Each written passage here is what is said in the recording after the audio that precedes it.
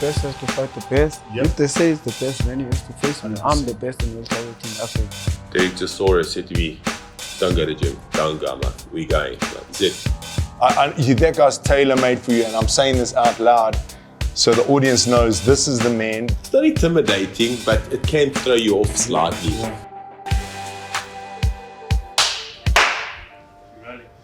All right, I would like to welcome you, ladies and gentlemen, to two of South Africa's leading team in boxing. And we are excited to announce a big fight for Tulz Mbenge, our welterweight king right now in boxing. And he'll be fighting on June, the date, June is? June 19. Big fight at Empress Palace. And I would like to introduce you as well, my brother, Sean Smith, trainer manager of Tulz. Welcome to the show, guys. So I just want to start in quickly and explain what's happening with Tulz's career. You know, you are a sensation, a South African sensation, and we know there's a big future for you. And as we're going to go through and we're going to speak to Tulz and Sean about what's been happening and where are we and where are we going to be heading for this fight in June, I'd like to ask you first, Tulz. Let's go back. Where did it start? What made you that attraction for boxing? I know you're from the fighting town, in the Eastern Cape, and where boxing's really, that's where it really is. It's the Vegas of where our champions really come from. So you're a true thoroughbred of that industry in boxing. Where did it all happen? I started at secondary school, Peter. I used to fight a lot. In school? In school, I used to fight a lot in school. So my secondary teacher forced me to go do boxing because he was a coach in boxing. So I wanted to play rugby, but they didn't allow me because I was fighting a lot at school. So now he forced me to go to boxing. Other kids were going to sing choir, others were going for rugby, so I had to go to boxing after school. So that's where it started. Wow, that's amazing. And how old were you? Ooh, I was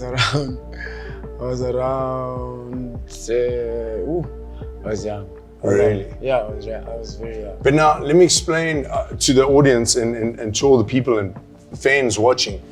Now, Tulz, your amateur career was very exciting. You had a great amateur career, you know, and it's very difficult in this time to get that pedigree of amateurs in the country. What was the amateurs to you? And I know you went to the Commonwealth Games and there's a possible mention of the Olympic Games. So you already made your name in the amateur boxing around the world.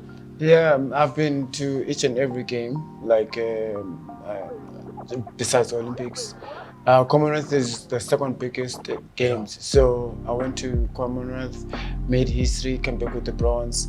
Boxing have been not producing any medals, didn't bring in any medals back at home for a century. So yeah, but I came back with the bronze. So at least I had to, you know, change that thing of boxing not producing anything. Yeah. Besides that, I've been to each and every game you can find. I've been to All Africa Games, Zone 4s, World Games, each and every Olympic qualifier. I've been everywhere. That's incredible. Yeah. Wow, that's incredible. Now, this amateur career took off and then you turned pro, and this is where Sean and you connected, right?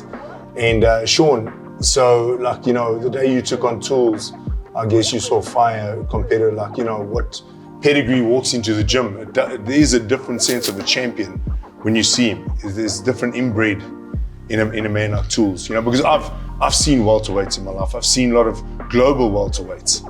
And watching Tulz in his career going up, I'm telling you now, I've seen, it's like you're a champion in the making. And I guess now you as the trainer, manager, you know, and Sean being my brother, I know so much about him. So, you know, and Tulz connected, we've had all a long journey together. So it's really a kind of an interesting conversation to let people know in depth of what we go through in our careers. So working with Tulz, I guess, has been unbelievable because, you know, he's got that mindset of a champion. Yeah, I think, how did I find you? Games. I think, you know what, you always, where we are, we trainers, we managers, you look for someone to work with who can suit you and what you bring to the game, and obviously to be some Chunu, you know, I started with him, and then obviously, like you're saying, where else can you spread your wings and uplift guys? You know, if you got like the network, you got the skill to maybe advance guys, you know what, make the move. So, you know, like I started like to call Tulz and network and say, how are you doing? Do you want to turn like professional? And I think I ran into it, Emperors. I said, well, let's do it. So obviously, you know, like from there, like we had to get some stuff out the way. I think after like the Commonwealth, he signed to 1 or 2 people who try to, so you know, like we got rid of them, and since then it's been a great journey, an amazing experience. And like I said, I like to work with guys that could come from a amateur pedigree. You don't want to go to like the Olympics. Obviously, it's very hard trying to go to like the Olympics. Wait another 4 years. Politics. No, it was 2 years away, but still, the politics involved. You can go there, you know, the favourites, if they shoot, you get in like the ring, the guy just says to throw a miss and he scores a point. So, you know, like I think it was the right time. Systems are quite bad in amateurs. It's terrible. Oh, very political. So I think like he turned professional 25. It was the right time, and like, we got off to a great start, and we're in a great position right now. I think world champion, SA champion now. It's been a dream, but I think it's only. How many fights you now? 18. 18. And now you guys have been together for all this time, and I want to go to a story where I know it's a touchy subject in a way. Formella.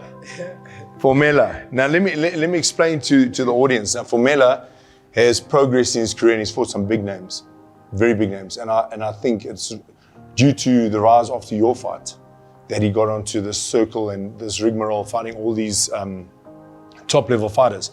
I think he just fought now, the last fight was Conor Ben, right? And I know Tulz, no doubt, you fight and beat Conor Ben. That guy's tailor-made for you, and I'm saying this out loud so the audience knows this is the man. Because let's go back, before I jump ahead, let's go back to Formella fight. What was your take on the fight? I know, and I'm looking from an outside point of view, I know there wasn't the tools that I've seen, because the tools that I know is the deadliest tools that I've seen in the welterweight division. Because I've watched you fight the Mexican at Empress Palace. That was like I said there, sitting in the audience and sitting in the ringside, that is a world champion right there. That was your signature to the world title. Although you were fighting for the world title, but I'm saying for global impact. Let's go to I don't know who to start with. Let's start with first Tulz. Let's start with Tulz. Let's take you back. Formella fight. What's your take from the fight? What's your pros and cons on that fight? I mean, you can't really take anything as a loss. You know, it's a learning curve.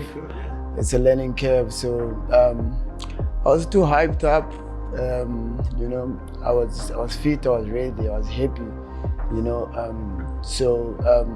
the fight came and I was ready, but I was too hyped up. You know, I couldn't relax a little bit.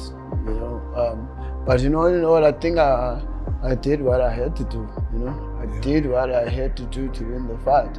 You know, but it is what it is. If the judges don't see it, so it is what it is. What can I do? Yeah. You know, but I think I've done enough on that fight, you know, to win the fight. But I can't turn thumbs back.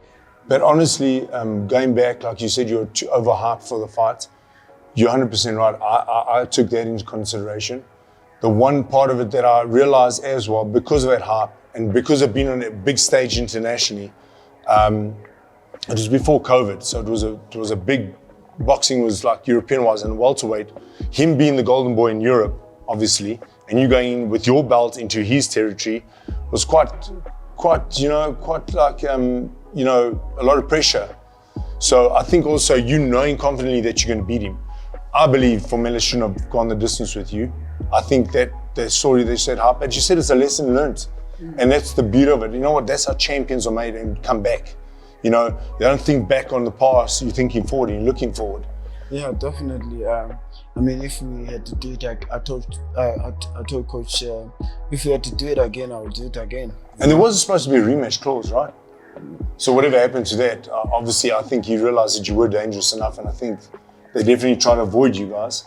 Yeah, listen, I think my take on the fight and the whole situation was, you know, if you look at it for Mela, he's a very unassuming guy. If you look at him, I thought Tulz and I started laughing. You know, so that's like the lesson you learn in the sport of boxing. Deceiving looks. Mexicans, whoever. Someone can look like nothing. And guys with the muscles, whatever, they're the easiest to smoke. So I think going into that fight, I sort of saw Tulz excited and happy. And you know, you got the announcer there. What's his name? Not Michael Buffer, Jr. Jimmy Lennon Jr. Yeah. Jimmy Lennon Jr. was there, and it was a well-run event. Leading up to the night, you know, we were like quite excited out, and from there, Tulz was meant to go to Golden Boy promotions, whatever. So like we overlooked it, you know, fight's a fight. And I think when Tulz got in the mix, it was going well. Started off early, it was going well, he was doing fine. But then, listen, not to make excuses, to fight outside is quite tough. I mean, I spoke to a lot of guys. I spoke to Chisora. Derek Chisora said to me, don't go to gym, don't go. I'm like, we're going. Like he said, I'm telling you, bro, don't go to Germany. But it's things that you know, you're young and you reach in, like you think you can't be stopped in this, but you know, when like you're walking out and they screaming this guy's name so loud and you got your singer with you, you can't even hear your naming, and now it's not intimidating, but it can throw you off slightly. Try and get you a little bit out of your rhythm, try too hard. I think Tulz thought, if I land this guy, if I catch him and hurt him, I'm going to stop him. So I think he went with that, like, I want to get him out of there, make a big statement. Sometimes like you fight out of your comfort zone, like your rhythm, you start like to fall into little traps, and all of a sudden this guy's surviving and you start making one or two mistakes. Every time you hit a half a low blow, I see the guys ringside say to the crowd, and then the judges start saying, oh, this guy's being dirty. Then the ref starts walking out in between the rounds, no low blows. You're like, what are you joking? Nah. I'm saying it's a whole like role play. That's unfortunate about sport, because like you say, remember, like you just said now about Derek Chisora, his fight with Parker was a highway robbery. Although the gentleman and champion that Parker was, to give him a rematch and say, you know what, man, it was close enough to give it a rematch. It was big of him, and Formella never did that for you. So I've got to give it to you. You know, you put that past behind you, and you moving forward because you know where you're going, right? You go know where you're going, and that's what you got to know in this game, where you're going. But in hindsight, do I wish we won that? Would that have made a difference? No. It's a win anyway. Because Formella won. Now he's at the end of his road, I believe.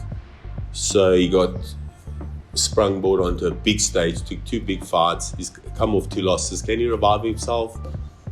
Be interesting. With Tulz, listen, we had to swallow humble pie, chunks of it. Didn't get our rematch, didn't get this, didn't get a fight for a year.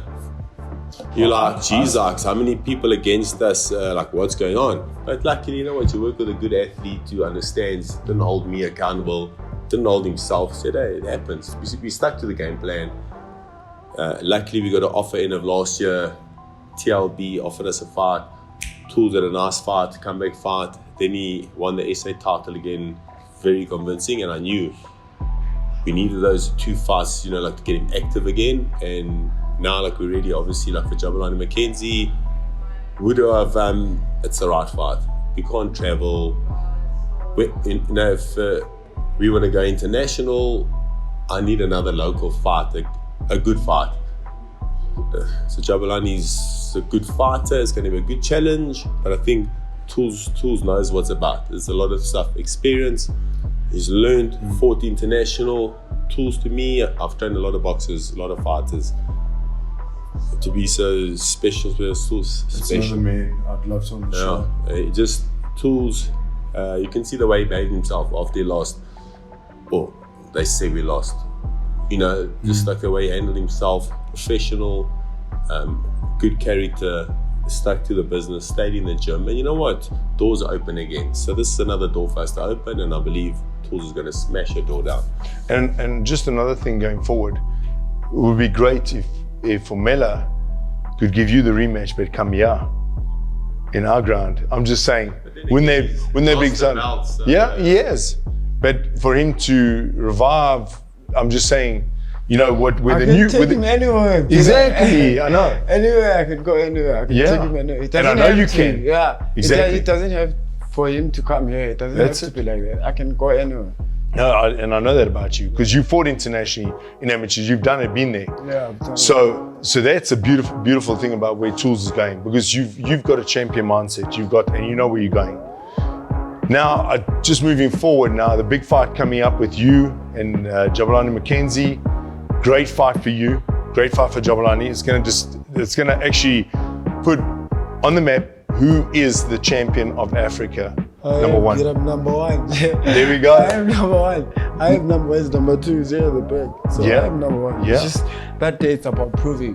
There we go. I think also like you got to be grateful enough to have guys like Jabulani. You need competition. Yeah. You can't just go from zero to international stage.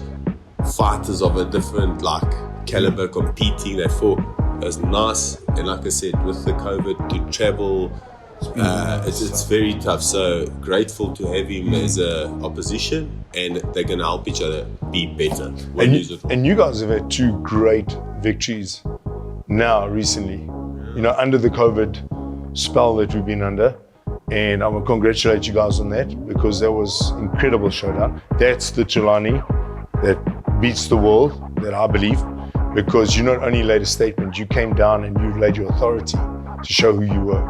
And the last fighter you fought was a very dangerous guy, you know, and you proved that you were more dangerous, more bigger man to deal with in the boxing world. So come June 19th, we got a big showdown with our champion here. And I'm wishing you guys the best. And also to Sebastian, he's a great man, great competitor in boxing. He's been there, done it. So moving forward, guys, we are at training camp for June 19th. How's prep been going? Very good. Yeah, it's been healthy, it's been good. And like I said, local derbies are Big always showdown. great. It's good. These guys want to show who's who, so I'm sure they working extra hard. But the lion is awake. I can see that. Tulz is switched on. Yeah. And that's why I say these local fights are great. They bring the best out of one another, because it's not just another Mexican or someone you're fighting. It's to see this is your hometown, this is home.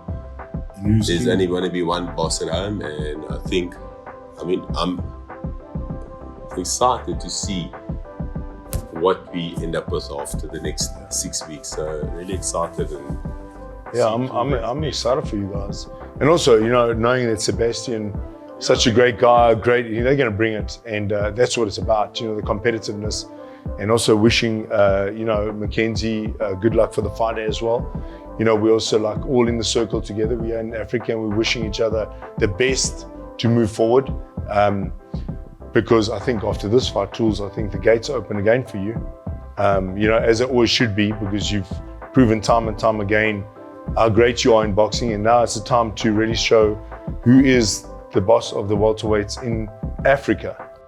Yeah, definitely, Peter. Like, I even when we talk with Coach Sean, he knows that my experience is coming in now.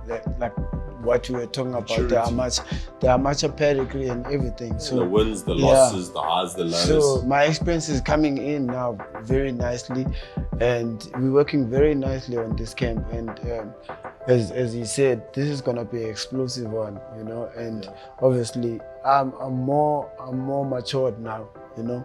Definitely. Yeah. So my experience is gonna kick in very nicely on this one. You know. And also, you know, like another thing I like to add is you go like to matchroom boxing area and you watch the fights like the welterweights. Conor Ben, you know, he fought well, great, but he's rated 25 or 26. He fought Vargas, who was 110 or so. Tulz is rated 26 or 7. Jabulani's also right up there, 35. You know, you don't often see welterweights. You know, you watch a lot of international shows, and they make this big, like story of guys who are out of like 100. You know, these two boys are rated very incredibly on all like the ratings. So I think, you know, like the fight deserves, you know, eyes on it, it's attention, and you know, it's exciting. And speaking about a guest that I had on my show, Brian Mitchell, previously an all-time Hall of Famer, and speaking about your road and I learned speaking to Brian about a lot of his career. You know, he fought most of his career in South Africa, developing his career and his experience here. When he went globally, he wasn't that much of a newcomer in the game of boxing. He was right on with the world's best. You know, as he proved himself time and time again, he became a champion over and over and over. And, you know, we can all take a note out of his book, you know, being a local South African and showcasing himself around the world. It was a great experience to have him on the show, to dig deep into his career, and which people don't really see much of, you know, how this guy, you know, I always say iron sharpens iron, and, you know, you learn from great people.